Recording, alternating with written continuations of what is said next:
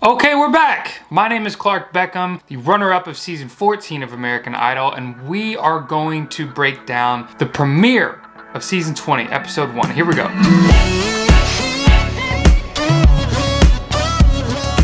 First up, we've got Noah Thompson. 'Cause I'm giving you hell, just like I did them Marlboro Lights, and I'm giving you hell the same way you did the whiskey on ice. Country boy. Works a construction type job, thick country accent. He starts to sing, and he sounds awesome. What's really special about him that can't be overlooked is he has the country twang, he has the nice tone, but what's really special is he has that rasp that he can just turn on a little bit, like just the edge of it. So a lot of times when people have rasp, they really push.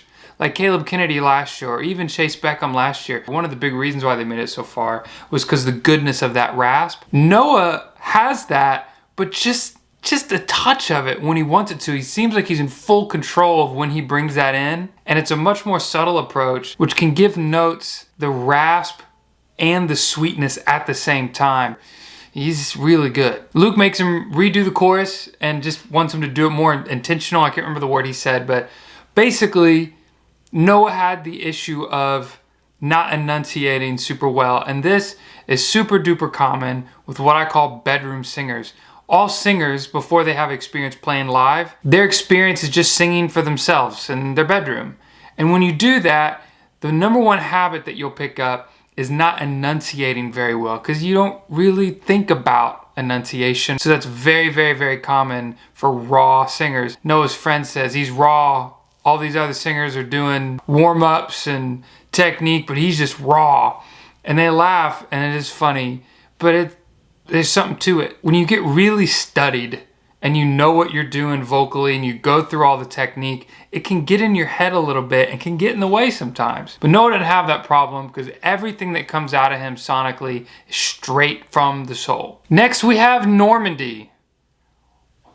What in the world? Proud Mary by Tina Turner. I thought it was gonna be like Mary Had a Little Lamb or... I would love that too. So interested. And we're rolling this job. I'm out of here. Rolling on the river. She sounds good. Now we're gonna take it back. All the way back. Proud Luke, proud Katie, and proud Lime. Let's do this. Yeah, I know. Oh, that's the good job in the city. I don't really know what to say about this girl.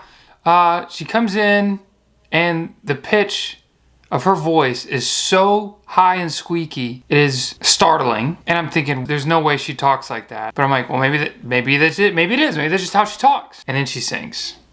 And she has, not only does she not have a similar voice as her speaking voice, which is very high and squeaky, but she has a deep, huge, rich tone to her voice. Sends me and Katie both backwards screaming. She's a little bit ahead of the beat. She is not in the pocket, and these songs are really important to be in the pocket. I think she has a good voice. They let her through, and they should have. She had a good voice. The high-pitched thing, the main question that everybody's thinking is she putting it on? And if she is, which part's real? Is her speaking voice real and then the singing voice put on where she goes really low and deep? But if that's the case, isn't that what we all do? Don't we have our speaking voice and then our singing voice we put on? Because she says to Katie, she's like, I just love the extra stuff like you. And Katie, it seemed like there's a light bulb. Katie doesn't sing the way that Katie speaks. And Katie was like, I do like the extra stuff. I do like the extra stuff. So what is she putting extra stuff on? Is she really talk like that and then puts the stuff on the singing voice? Or does she really talk how she sings and then she's putting it on for her speaking voice? And you know what? What if she is? If she's putting it on for her speaking voice, is that illegal? Like, are you not allowed to do that? What's wrong with that? You get to decide how you speak. People have accents. People get rid of their accents. People adapt new ones because they like them. So what if this high-pitched squeaky voice thing is something that she likes to do? So I don't know what to do with that. What I do know is she's got a pretty good voice, and she went through, and I think that's what should have happened. Next, they explained to us a new edition, which is called the Platinum Ticket, because it is the 20th season of American Idol. I didn't know there's a correlation between 20 and Platinum, but I guess there is. The Platinum Ticket gives you a pass, not only to Hollywood, but through the first round of Hollywood, which is pretty cool. Is it a big deal? I don't know, because if you're close to good enough to get a Platinum, you're good enough to make it through the first round. But will they get an advantage of resting? Not really, because the very first round is fresh. You're fresh. You haven't really done anything. You just got there day before. You got all settled in. They fly you out really early in the morning before you perform. You get the same amount of sleep as everybody else, unless they let you sleep in. That'd be interesting. But it doesn't, I don't think it's that big of an advantage, but it's a cool little wrinkle that they're adding to make things different.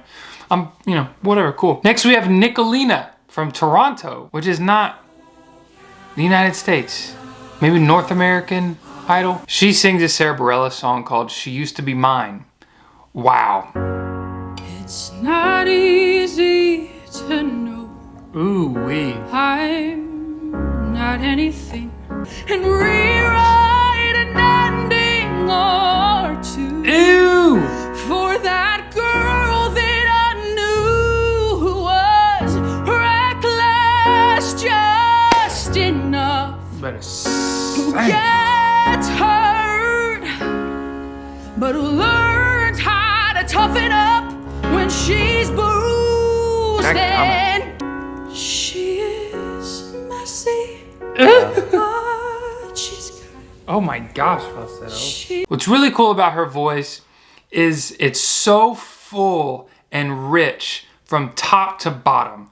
There's never a moment where she goes high or do this new section of her range and it thins out, or the quality goes down a little bit. It's as full can be from top to bottom. And that is so effective and comforts the listener, because I have no doubt that she's gonna murder the whole song when I hear her sing that way. And I totally relax. You know, a lot of singers, when they get higher, they thin out a little bit, and that's okay. They're hitting the notes and it's still good, but again, rich, full voice from the top of her range to the bottom, and she chooses and makes sure she has the discipline to not go beyond her sweet spot. Everything she sings is a 10 out of 10 in her range and her voice. Especially then at the end when she comes all the way down and goes into falsetto. Oh my gosh. She shows everything. Perfect song, perfect performance, a freaking stellar audition. She also seems super real and authentic and relatable, which is so important.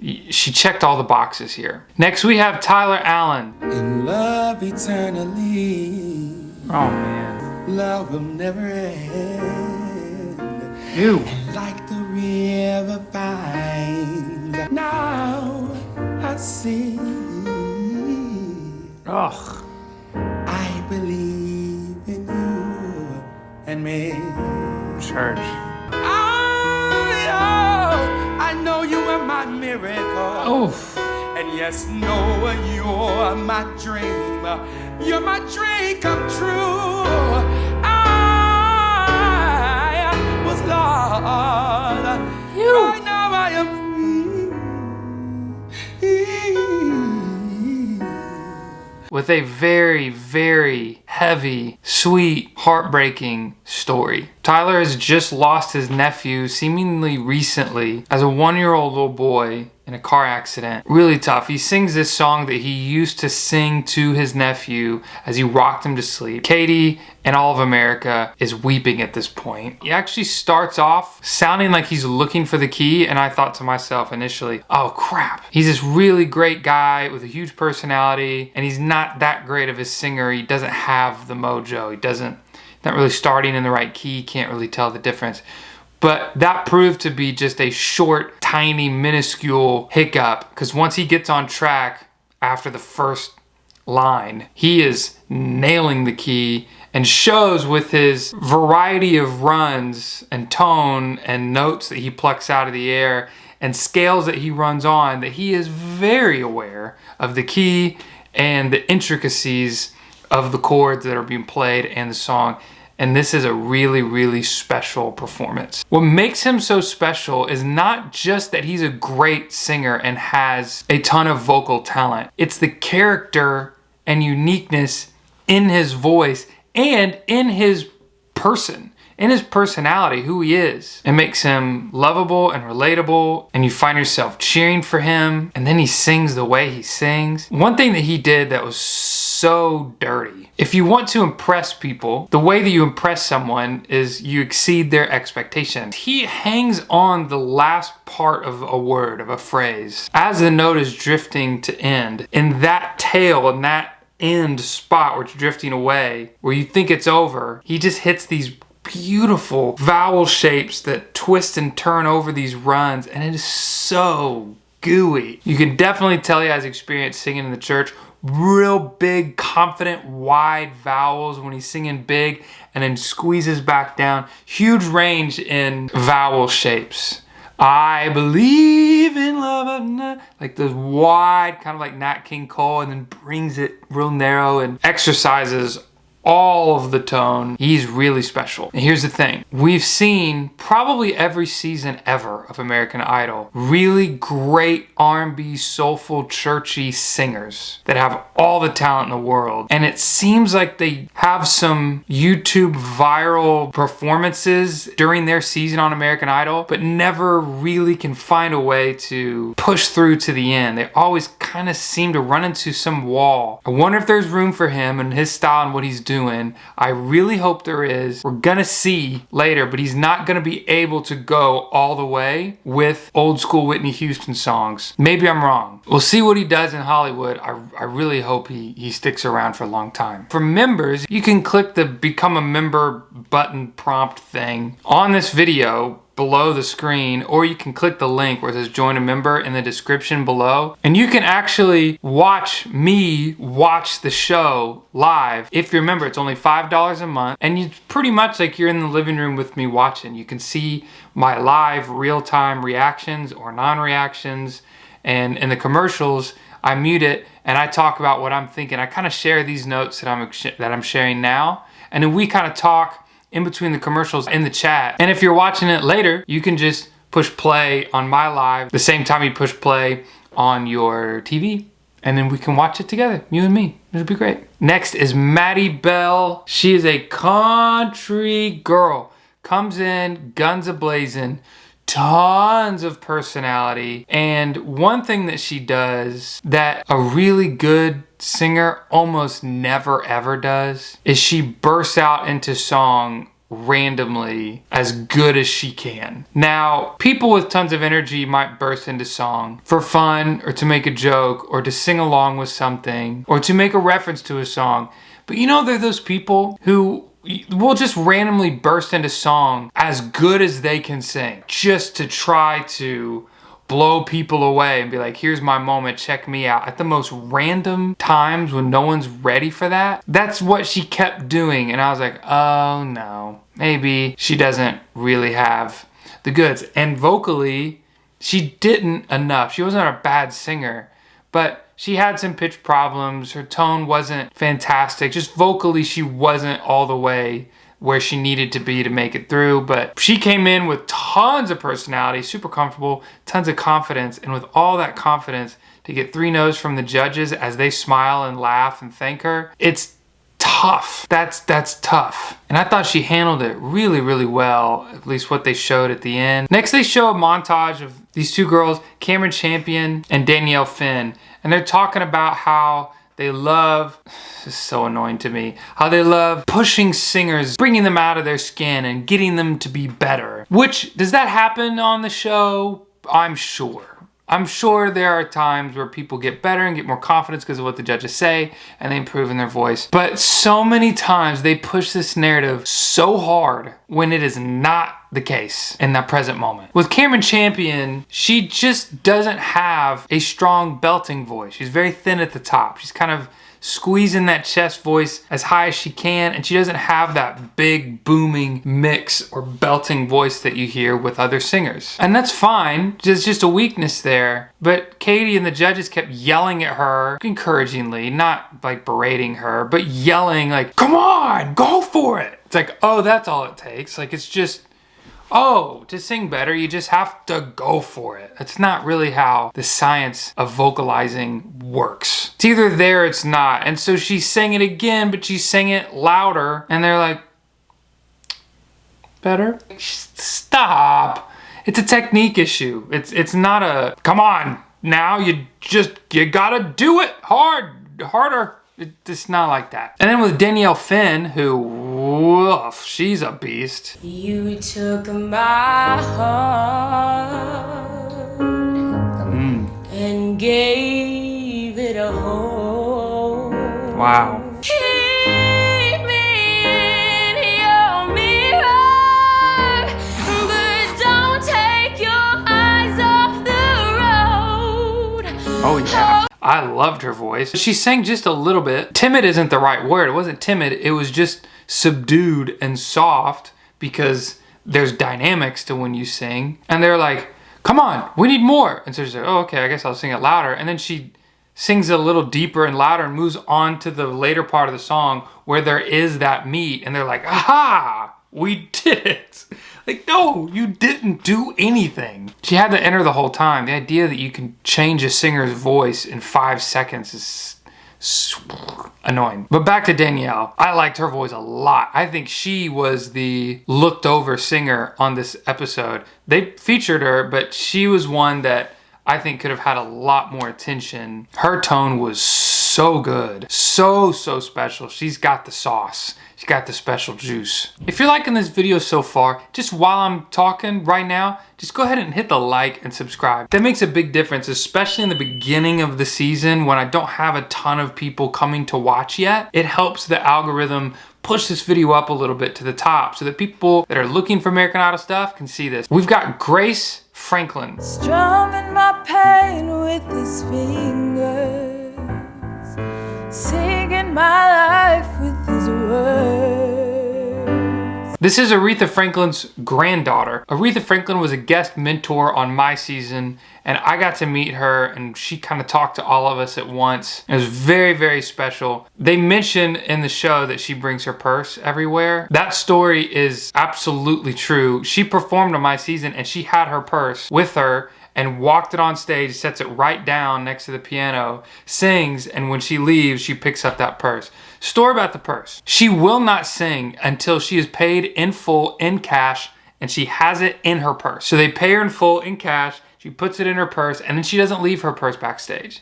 If you know anything about the story of Aretha Franklin, there was some music business dealings that kind of screwed her over when she was younger, and she just made a precedent like, cool, I'm never getting screwed over again. These are my terms. And she is one of the greatest singers of all time. So she can kind of make those demands, but that's the story of the purse. She's not paid fully in cash, she's not singing. Grace sings Killing Me Softly as good as she could possibly sing it. It sounds like the record. I mean, it sounds perfect. They make some critique, and I feel like it's fake critique when I'm hearing it. I'm like, oh my gosh. I say, and if you're a member watching me watch this part of the show, I say out loud, they're about to go to commercial. This is fake critique. This is ridiculous. They're about to give us a cliffhanger, so we'll stay through the awkward Dolly Parton T-Mobile commercials. Like me. And keep watching. They say, oh, we don't know. It's kind of slow. It's kind of sleepy. I'm like, you guys are full of it. Like, you love her. You know you're not going to let her go. It's Aretha Franklin's granddaughter, and she sounds like that. And she's only 15. You guys are full of it. Not fooling me. Comes back from commercial. They start talking. I'm like, wait a minute. Luke says no. I'm like, oh my gosh. Katie, she kind of tries to fool us and then says yes. I'm like, they fooled me. For a second, I thought they were going to actually let her leave and not let her through to Hollywood. And then Lionel starts to talk. I'm like, what the heck? And then Lionel is about to say no. Katie freaks out. I think Katie and Luke were on the same page of like, we're just kidding, right? When we say like, oh, we don't know, she might not be ready. Like, we're kidding. Like, this is fake for the TV thing. And then Lionel's like, I don't want you to do this too soon. I'm saying no. And here's the thing. At first I was like, how in the world do you let her go? She was as good or better than anyone that sang in the episode. But when I saw, after Katie trying to push Lionel, after everything setting up where he could have twisted it and said, you're going through, and it had been this huge moment, and he stuck to his guns and was like, I don't want you to go too early into this business and fall. And him being friends with Aretha and feeling like a family tie to her, I actually kind of just respected it. I was like, okay, I just trust Lionel Richie here. I do. Was she good enough to go through? Absolutely. But it's clear that he felt extremely convicted about this decision and confident that the best decision for her was to not let her go through right now. And the way that he stuck to that and the steel that he maintained to make that decision kind of convinced me, like, okay, he knows something I don't know. He's wiser than I. Okay. Here's the bad thing. Fans are gonna lose their mind over this one. I'm sure you guys already have. Like I did. I was freaking out and yelling at the TV. This is what sucks about this. Everyone this episode that made it through, all of them were very good. But there's gonna be somebody who they let through that isn't great, and maybe their singing voice is questionable on whether they deserve to go through or not. And guess what? All of the comments, you let this person through and then sent Grace Franklin home, and this person is gonna get all this hate that has nothing to do with them just because they let somebody go home who is really, really talented. It's gonna happen, which sucks. Next we have HUNTERGIRL. She is a really, really good country singer. Will I be riding in a cab going downtown, finding faces I know in a big crowd, trying to drink the pain away?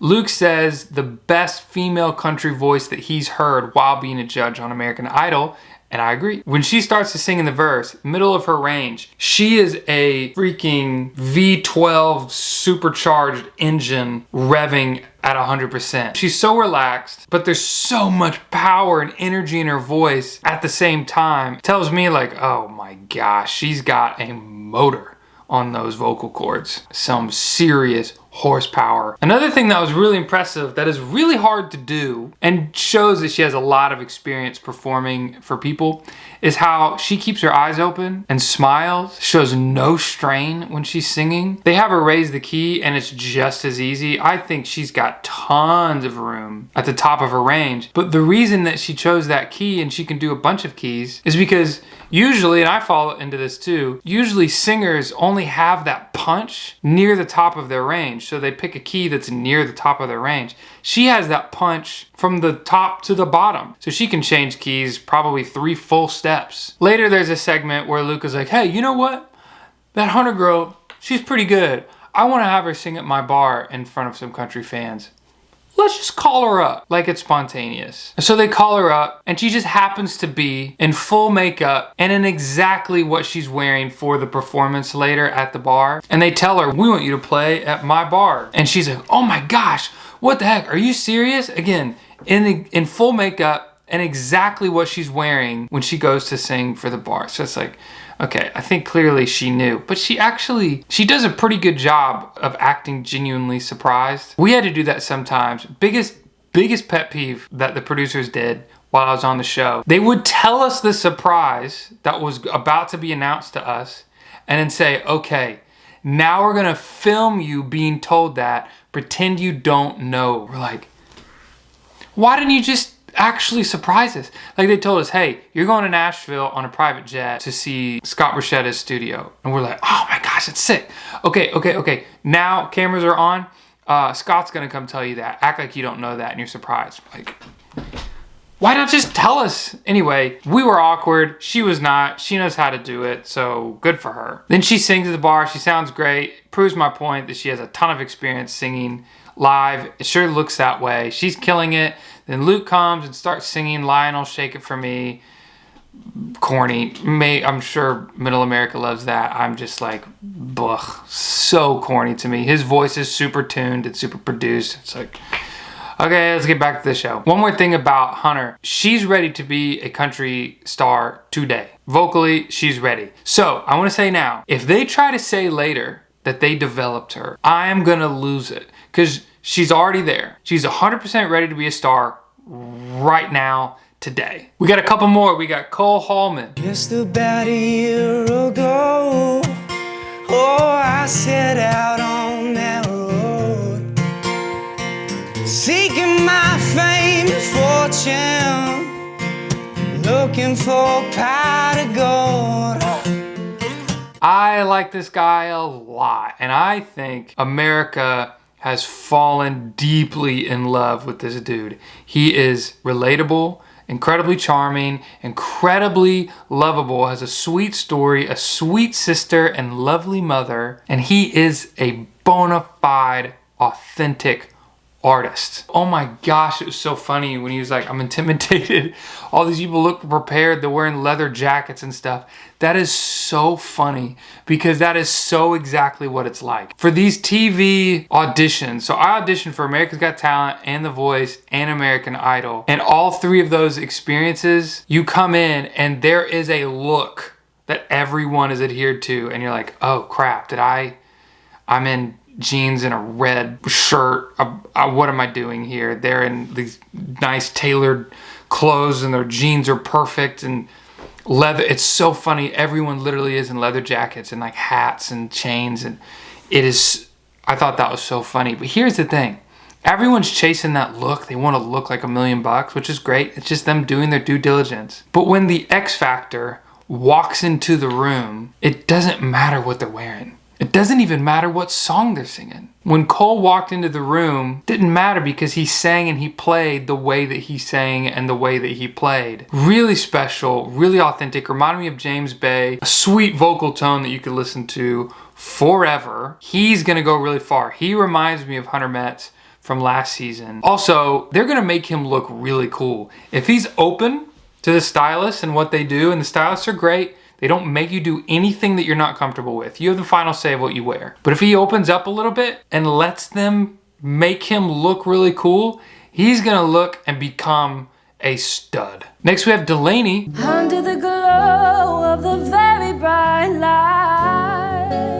lights, I turn my face towards the warm night sky. She's a babysitter, and the mother that she was babysitting for recorded a video of her singing, put it on TikTok, and went viral with 18 million views. In the video, she's singing, I'm like, oh my goodness, she's a beast. In the audition, she starts to sing, and I'm like, whoo, she's a beast, but the song choice did not help her. I think she is so much better than what we listened to in her audition. The song kind of started out nice and you can tell that she's good. I mean, when good is good, it's good. The song I think she picked because of the lyrical content, like this is my opportunity, here I'm on American Idol, I'm gonna do my opportunity super well. Like I think that was why she picked that song. But vocally, it didn't do a lot for her. And when you're singing an audition, and throughout American Idol, what you sound best singing should be the #1 priority every single time.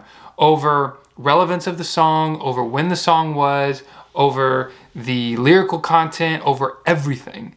What you sound the best singing on should be #1. And I hate to say it, but we can't just overlook that part of the equation for her. We can't just say, yeah, it was a bad song choice, but she's amazing, so she'll be fine. Because that's not necessarily true. She is amazing, but if you can't pick a great song and you don't have that sense of what a good song choice is and how to deliver it well, we see every year incredible singers that have all the talent, all the ability, and all the potential get buried because they don't know how to pick the right song and put it in a 90-second package for their performance. So I hope this is just a little mishap, little hiccup, and that from then on, in the future, she's gonna kill it and just have these wonderful song choices and gonna blow us all away. Because she has the potential to do that. Taylor Fagins comes next. I'm at Arbery. Your run had an end that nobody could see.